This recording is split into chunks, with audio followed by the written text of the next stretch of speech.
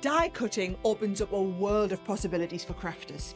I'll show you which die cutting machine is best for you and how to get started with some simple projects. Our Gemini range has something for every crafter. The Gemini 2 is our latest electronic die cutting and embossing machine, and it's ideal for larger, intricate projects.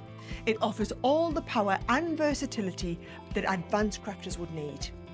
The Gemini Midi is a manual machine that is compact and quick, perfect for everyday crafting.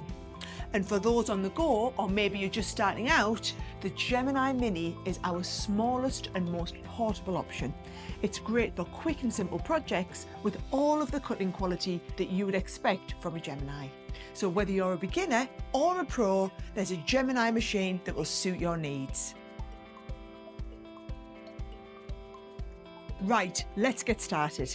Now place your chosen material onto the cutting plate. Then you're going to place the die face down into the card. Close the folder and run it through the machine.